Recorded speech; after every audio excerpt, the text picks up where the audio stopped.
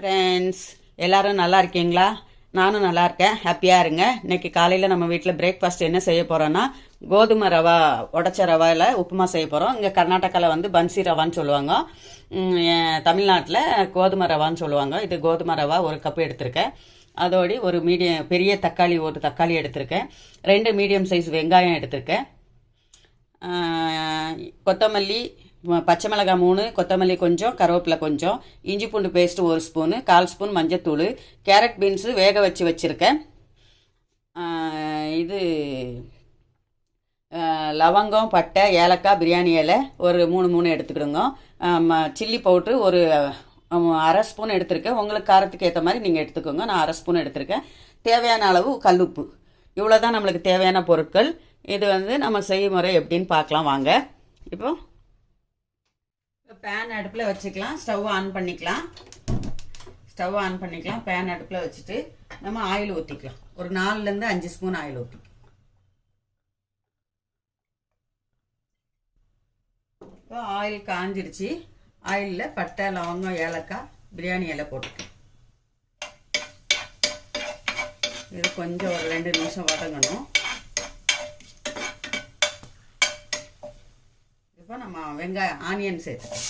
2 வெங்காயம் வச்சுருந்தோம்.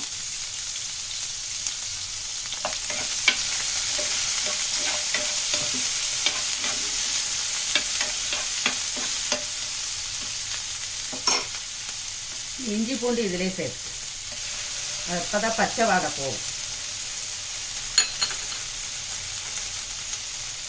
கருவேப்பிலை சேர்த்துக்கலாம். பச்சை மிளகாய் சேர்த்துக்கலாம். உங்ககிட்ட புதினா இருந்தால் புதினாவும் சேர்த்துக்கலாம். என்கிட்ட புதினா இல்லை, அதனால் புதினா சேர்க்கல. நீங்கள் புதினாவும் கொஞ்சம் சேர்த்துக்கலாம். கொத்தமல்லி, புதினா நல்ல பிரியாணி டேஸ்ட் கொடுக்கும். இது பிரியாணி மாதிரியே தான், பிரியாணி ஸ்டைல் தான். நல்லா டேஸ்ட்டாக இருக்கும். பன்சி ரவை வந்து உடம்புக்கு ரொம்ப நல்லது. ஹெல்தி தான். டயட் இருக்கிறவங்க, சுகர் பேஷண்ட்டுக்கெல்லாம் கொடுக்கலாம். சீக்கிரமாக ஜீரணமும் ஆகும். ரொம்ப ஹெல்தி. நீங்களும் வீட்டில் செஞ்சு பாருங்கள். இப்போ கல்லுப்பு சேர்த்துக்கலாம்.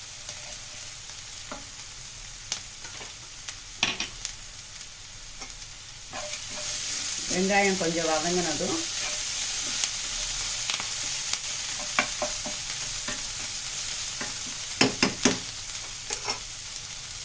தக்காளி சேர்த்துக்கலாம்.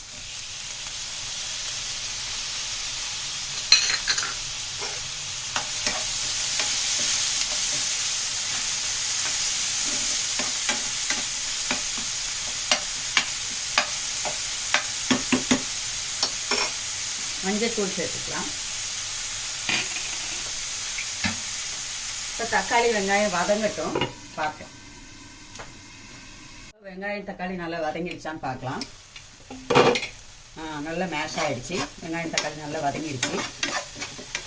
இப்போ நம்ம அந்த ஸ்டேஜில் காய் போட்டுக்கலாம். கேரட் பீன்ஸு காயை வேக வச்சுருந்தோம் இல்லையா, அதை போட்டு இப்போ இந்த சில்லி பொடி போட்டுக்கலாம். மிளகாத்தூள்,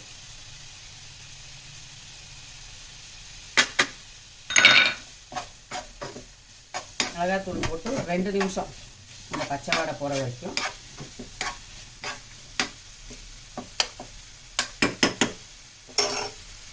பச்சை வாடை போட்டு 2 நிமிஷம்.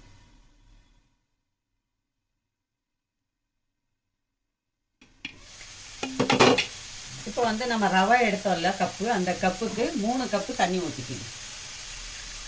1 கப்பு ரவாய்க்கு 3 கப்பு தண்ணி ஊற்றிக்கணும். அப்போ கரெக்டான மெஷர்மெண்ட். நான் அப்படியே தான் ஊற்றுவேன். உங்களுக்கு காட்டணும்னு மெஷர்மெண்ட் காட்டுறேன். 3 கப்பு தண்ணி ஊற்றிக்கலாம்.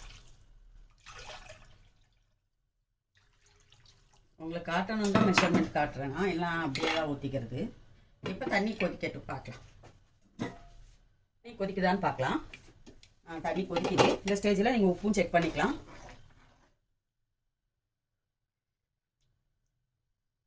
உப்பு செக் பண்ணி உப்பு தேவைன்னா உப்பு போட்டுக்கலாம்.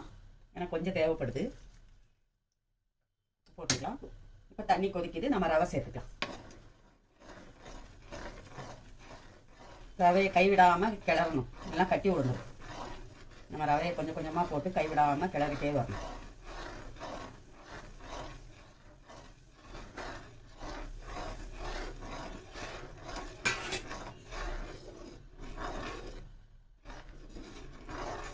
கைவிடாமல் கிளறிட்டே வரணும். தண்ணி வற்றவும் நம்ம ஸ்டவ் ஆஃப் பண்ணணும்.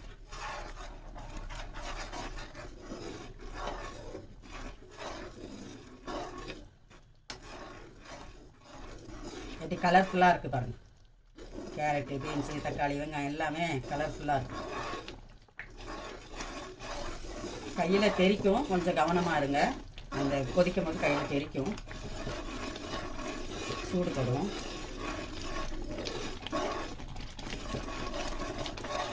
ஸ்டவ் ஸ்லோ பண்ணிக்கோங்க. ஒரு 2 நிமிஷம் லிட்டு போட்டுக்கணும். அது கொதிக்கும் போது நம்ம கையில் தெரிக்கும். அதனால தான் ஒரு 2 நிமிஷம் லிட்டு போட்டு மூடிட்டா அது கொதிக்கிற தன்மை அடங்கிடும். 2 நிமிஷம் ஆயிடுச்சு. குக்காயிருக்கு ரவை அந்த கொதிக்கிற தன்மையும் அடங்கிடுச்சு. இப்போ நல்லா கிளறி விடணும். நல்லா அதில் இருக்கிற தண்ணி எல்லாம் வற்றணும். இப்போ கையில் படாது கொதிக்கிறது. தண்ணி வத்திடுச்சு. கொஞ்சம் ஒரு 5 நிமிஷம் நல்லா அதில் கையிலே கிளறணும். இப்போ நம்ம ஒரு 2 ஸ்பூன் அளவு நெய் ஊற்றிக்கலாம். நல்ல வாசனையாக கமகமான இருக்கும். 2 ஸ்பூன், நிறைய வேண்டாம். ஒரு டீஸ்பூனில் 2 ஸ்பூன்.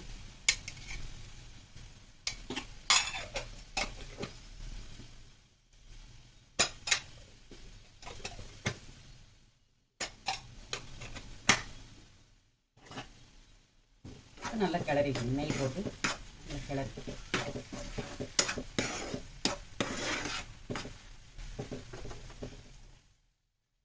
ரெடி ஆகிடுச்சு. நம்மளுக்கு பன்சி கோதுமை உடச்ச இதில் பன்சி ரவான்னு சொல்லுவாங்க அங்கே கர்நாடகாவில். பன்சி ரவா உப்புமா ரெடி.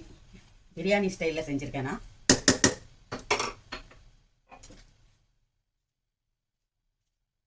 இப்போ கொஞ்சம் கொத்தமல்லி நறுக்கி போட்டுக்கோங்க. கொத்தமல்லி, புதினா இருந்துச்சுன்னா மேலே கொத்தமல்லி போட்டுக்கோங்க. என்கிட்ட புதினா இல்லை, அதனால் நான் கொத்தமல்லி மட்டும் போட்டிருக்கேன். நீங்களும்